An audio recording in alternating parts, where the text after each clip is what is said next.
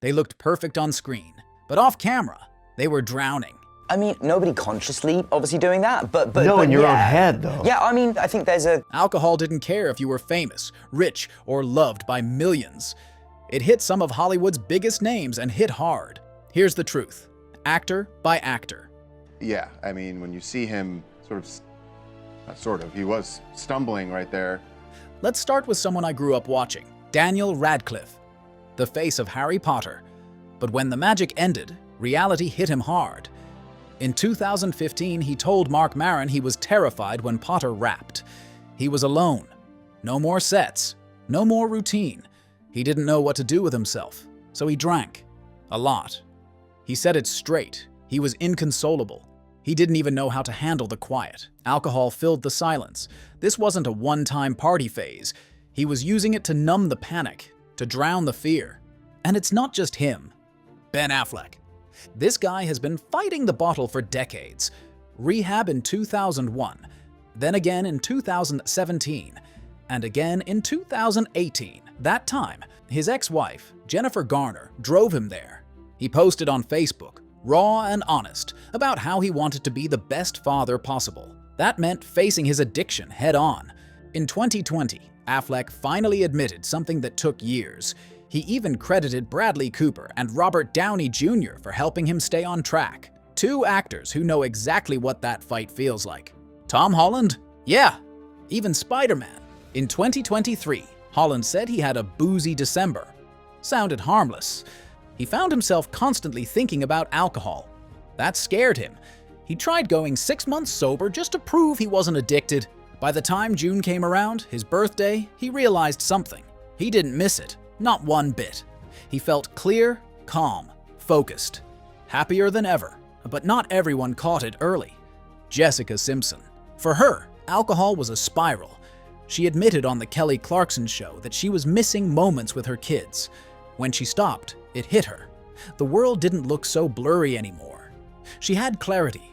Her head was finally above water. She's 7 years sober now. That's 7 years of showing up, not just for her family, but for herself. Now let's talk about someone larger than life, literally. Andre the Giant. This man was a walking legend. Over 7 feet tall, over 500 pounds. They called him the 8th wonder of the world. But his size came with pain, constant, brutal pain. And to numb it, he drank, not casually. He drank like nobody else on earth. Over 100 beers in one night, 40 glasses of vodka and tonic in one sitting. It wasn't a party. It was daily. It was survival. I know you enjoy drinking beer, don't you? Not anymore. You did quit drinking beer? Yes. Now, you used to have a really, an incredible appetite for drinking, didn't you? Right, for beer, yes. Is it true that you, in one sitting, drank 117 beers? Yes. In one night. And did that? Were you drunk at the end of that? I don't remember. I think I passed out. People laughed about his drinking, joked about it. But this wasn't funny.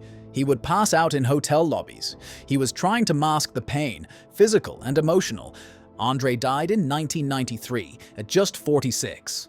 Heart failure, the drinking, the size, the stress, it all caught up. But even now, he's remembered. Then there's Lana Del Rey. She started drinking young, too young.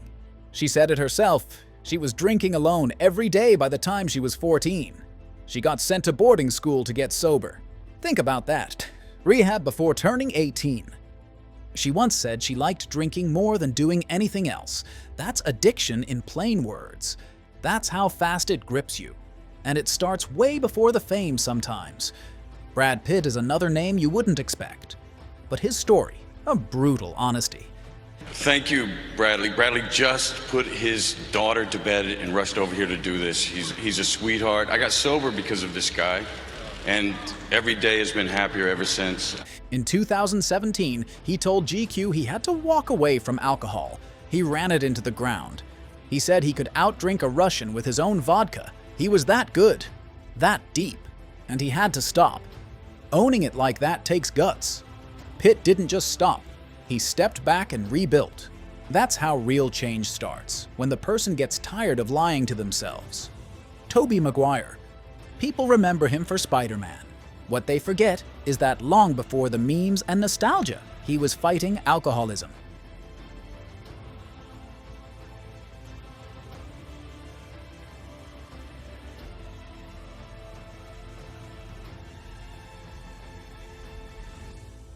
He went to AA. In 2003, he told Playboy it changed his life. He kept it practical, no drama, just help. He asked for it, he got it, he stayed with it. Sometimes it really is that simple, you ask, and you don't let go. Michael Landon. Michael Landon was drinking whiskey with his morning coffee and vodka with soda like it was no big deal. He wasn't just an actor. He wrote, directed, and carried entire shows on his back, all while popping painkillers and smoking 4 packs a day. In 1991, he died of pancreatic cancer at just 50 years old. Doctors believed the drinking and smoking didn't just hurt him, they helped the disease spread fast. Still, millions remember Landon for his fatherly image. The tragic truth behind the camera, most never knew. Next up is a legend with a killer voice and eyes that could freeze you cold. Anthony Hopkins, Hannibal Lecter. The role that made him immortal. But long before The Silence of the Lambs, Anthony Hopkins was lost in a blur of alcohol. In his 20s and 30s, he drank like a man trying to escape something. He blacked out. Then came 1975. A turning point. He walked into an AA meeting and walked out a different man. I am a recovering alcoholic. And to you out there, I know there are people struggling. In this day and age of cancel and hatred and non-compromise, I say to this, be kind to yourself. Be kind. Since that day, he never touched a drop again. He destroyed it, and he made sure it never came back. Not every story ends that well. Let's talk about someone who didn't make it to the finish line. Robert Shaw. You know him as the tough guy from Jaws. He loved scotch, and he drank it constantly, even during filming. On the set of Jaws, he clashed with co-star Richard Dreyfuss over and over. Dreyfuss once got so fed up, he grabbed Shaw's drink and threw it into the ocean. In 1978, at just 51, he died of a heart attack while driving home in Ireland. Doctors blamed the drinking and smoking. Now let's rewind to someone who fell into addiction before hitting adulthood. Drew Barrymore. She was just 7 when E.T. made her famous. A child star living in a grown-up world. By 9, she was drinking. By 12, she was doing cocaine. By 14, she was in rehab. She cut herself. She felt alone. She was surrounded by fame, money, and endless parties, but nobody was there to protect her from herself. Even in adulthood, the demons didn't leave her. She drank heavily. She relapsed. She kept trying to quit, but something always pulled her back. Because drinking was like a symptom of many problems, but it was the thing that was not allowing me to get to those next places. Eventually, she fought through. Drew Barrymore now runs her own talk show. She smiles. She helps others. She talks honestly about her past, and she doesn't hide behind polished words. Her pain was public, but so is her comeback. Now let's visit a galaxy far, far away. Carrie Fisher. Princess Leia. Smart, strong, iconic. But off-screen, Carrie Fisher's life was filled with chaos. She drank. She used cocaine. She was diagnosed with bipolar disorder. Her highs were too high. Her lows were too dark. When things got bad, she drank even more. Rehab wasn't new to her. She went multiple times. In 2016, she died on a flight. After the autopsy, traces of alcohol and drugs were found in her system. And now, meet the man behind James Bond's boss, Bernard Lee. He played M in 11 Bond films, a no-nonsense, cold-as-steel authority figure. But in real life, Bernard Lee was drinking so much that producers had to lock him in his dressing room so he wouldn't sneak off for a drink. The thing is, it didn't stop him. He found ways. One time, he even got alcohol through a straw under the door. Why did he drink so much? Grief, pain. His wife died in a house fire. Then he was attacked and robbed. It broke him. Even fellow drinkers like Richard Burton said they couldn't keep up with him.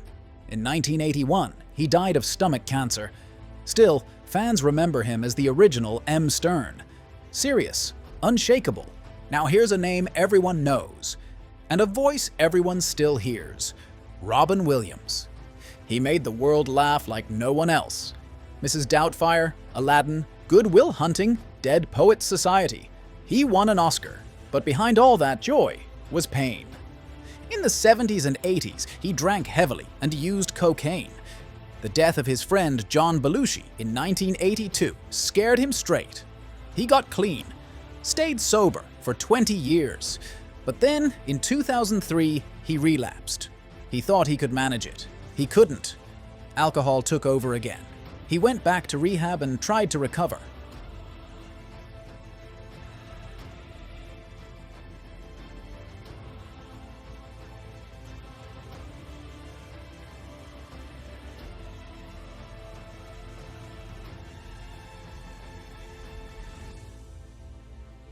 Robin kept making movies, kept making people laugh, but inside, something was breaking. In 2014, he took his own life. Later, doctors found out he had Lewy body dementia, a rare brain disease that causes depression, confusion, and memory loss. He wasn't just struggling with addiction, he was fighting a war inside his own mind. If their battles hit you, don't just scroll away. Tap like so this message climbs the feed and reaches someone who needs it right now. Drop a comment and tell me which story shook you most, or share your own fight. Hit subscribe and smash the bell so you never miss a deep dive on the hidden sides of Hollywood. I've got more raw stories brewing, and you'll want front row seats. And if you know a friend stuck in the same storm, share this video. You might hand them the first spark of change. I'm signing off for today, but remember, the credits never roll on real life. Stay strong, stay loud, and I'll see you in the next one.